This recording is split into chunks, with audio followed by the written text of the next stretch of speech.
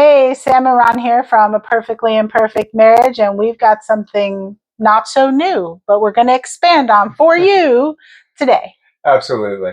So last week we kind of dove into identity and understanding your identity. And I had mentioned when we coach, we really wrap identity and values up together. So as the caveat to identity, we're going to dive into values a little bit today. Both of which are very, very important and really help guide your relationship towards growth together and oneness. Absolutely. Faith really is the anchor for every decision as well as action that we make. So understanding that faith really kind of determines your values, much like your identity. It's choosing where you're allowing your values to be identified and fostered, you know, and diving into core values. Once you know your core values, they have to be non-negotiables.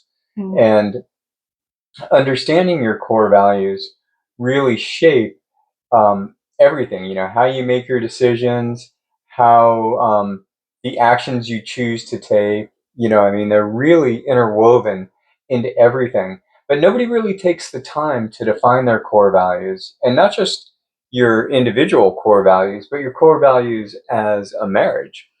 And your core values, I would say, individually and as a couple, help shape the future that you're setting for each other. Oh, absolutely. Whether it's parenting after the kids move out, that empty nester.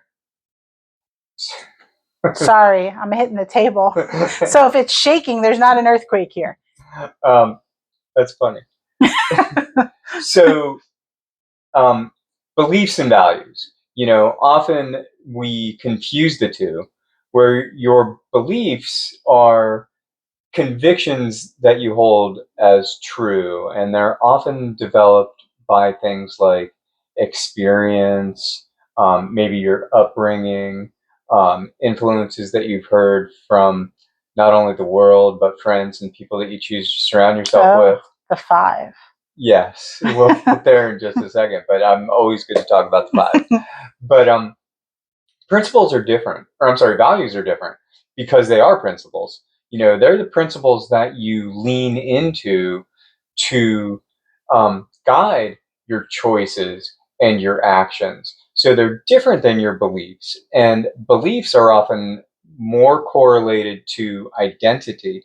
And, if your beliefs, identity, and values are kind of out of whack, it's going to create problems individually as well as here in the marriage, in the relationship. Yeah, I think that there's been some times in our life, early on in our relationship, where we were letting what we grew up around, the friends that surrounded us, dictate how we were interacting with each other. No, absolutely. And unfortunately, it's almost natural. These are things that don't get discussed very often. Your parents don't teach you, your school doesn't teach you, your church may or may not teach you. So until you actually begin to understand and walk this out, it's way too easy to be influenced by culture and family. The 5. Yes, the friends. So, culture, family, friends. Yes, exactly. And I want to just interject here for one moment on the family. In no way are we saying that the family has done anything wrong, because you don't know what you don't know. So if your family doesn't know that what they're passing on from their parents isn't helpful, you kind of got to be intentional to seek it out yourself, is where I'm going, which is why you're here. They're here. Ideally. That's where this circle was going. Not to derail you. No, it's all good. So we were talking, Samantha brought up the 5, and boy, I can't think of the guy's name right now, but he was an older motivational speaker, and he talks about how you're influenced the most by the 5 people that you surround yourself with. And, that is powerful when it comes to your identity, but it's also powerful when it comes to your values. Because if your values are not etched in stone, non-negotiable, then you're really not standing on a rock. You're standing on sand, and it gets shaky way too easily. Like the table a moment ago. our home earthquake.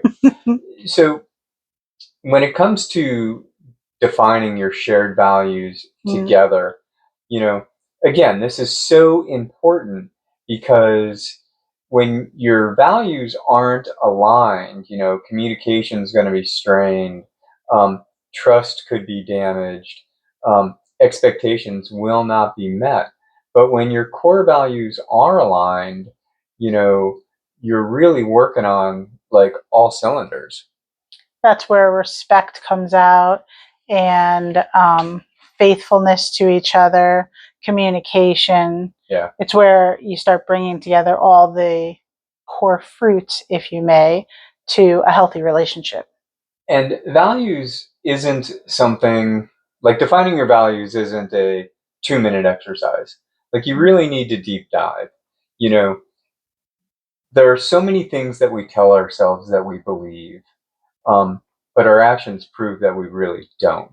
We often say things to ourselves um, because we pop off a few endorphins in our head, and it makes us feel good that we said it, but then it's never followed up by action.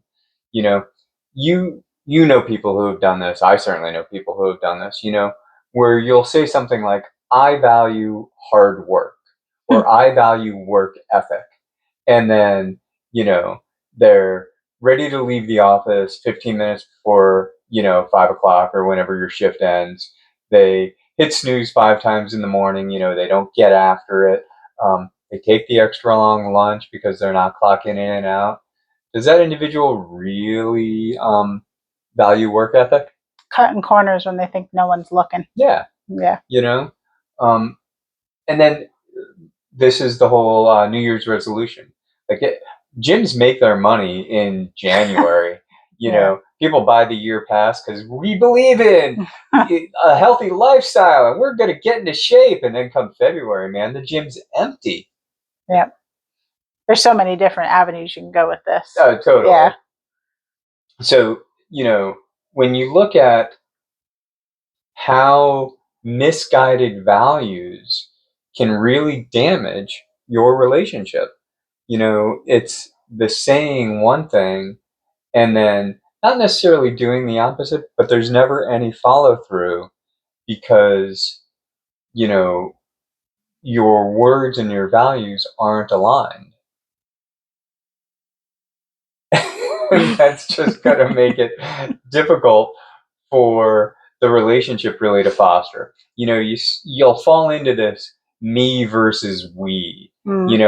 When my wants and desires become more important than the health of the marriage, that's really going to, one, show that there's misalignment in your values, but two, greatly damage the relationship. I mean, it could really derail things.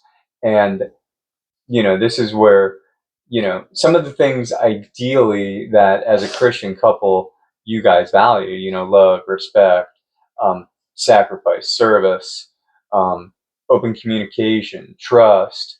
When you lean into these things, it only strengthens this bond. And that's definitely something I can speak to for the ladies, because I've talked to many women who start with, he never does. And I'm like, you have to stop right there, because if you're going to keep starting every sentence with he never does, you're already in the wrong frame of mind. And fellas, I'm sure, do the same thing. I'm always doing this, but she never does. That's the frame of mind that you're only doing to receive. And that's not gonna, that's not gonna get you far. It's not sacrifice. It's not service. Yeah. And again, you're right. It's not going to get you far. But then there's also that absolute, the never. That's false. It's a lie. You can't. There are like when I say you never, it's it's a lie every time. And always on the other side, never and always. And now and this is a communication thing, and we're not going to dive too deep here, but this is the I statement versus the you statement. You never is always going to create a wall. Your defenses are going to go up. Where if I had said something like, I feel disenfranchised when you say you're going to do this and you don't follow through. I'm taking the ownership of my feeling and not throwing it at Samantha, for example. But that's a good example. Or me saying along those lines, I'm always the one who insert whatever, does all the laundry, does all the dishes, vacuums the house, drives the kids everywhere. That's the same absolute, because there's no way you're doing all of that all the time, 24/7. Correct.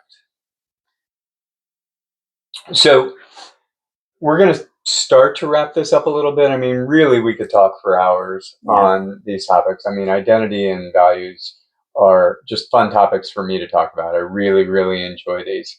But what are some ways that we could take action here? How can we prioritize our spouse's emotional and spiritual growth, the health of the marriage, over our own wants and desires? And first and foremost, I would say, pray together. 100%. You can never pray enough together. And I think that, including us, we fall short of the praying together all the time. Yeah. Starting the day, throughout the day, ending the day, especially when we argue. That's when you should stop and pray, which is the hardest time. If you could get that down. That's an exercise in humility. Yes. Because now you're praying for your spouse who you're incredibly annoyed with in the moment. So pray together is definitely a great place to start. And then I would also suggest creating some check-ins, whether they're weekly, every other week, once a month, whatever.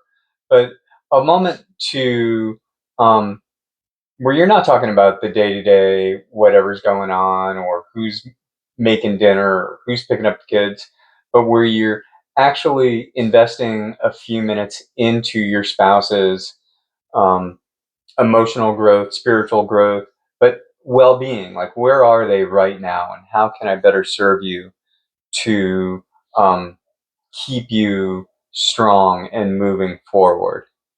Sane was the word I was thinking. Keep us sane. that often is the case.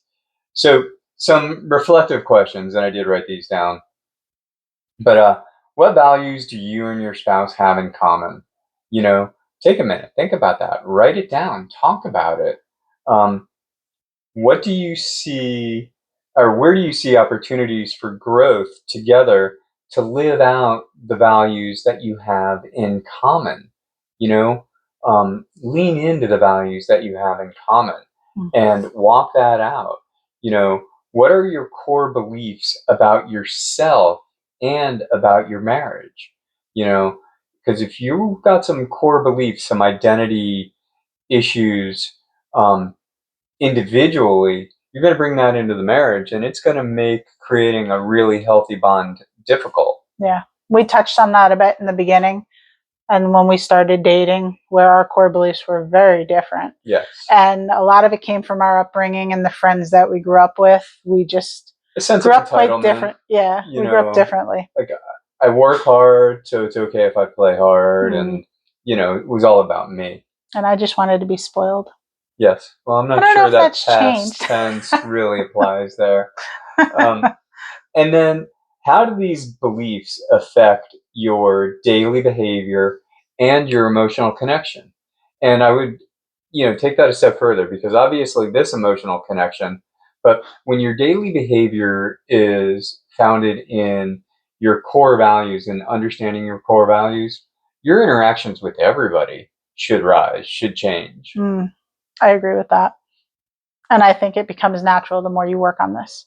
Yes, I do agree with that as well. It won't be so strained and forced, and it'll just flow. It will.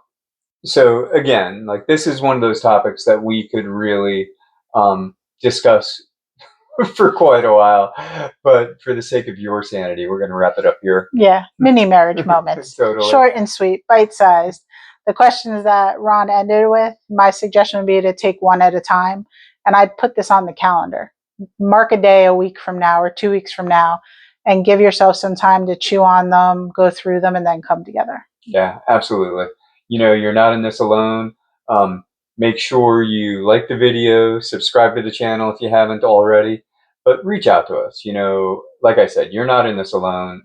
We're here for you guys, and look forward to talking to you again soon. All right. Bye, guys.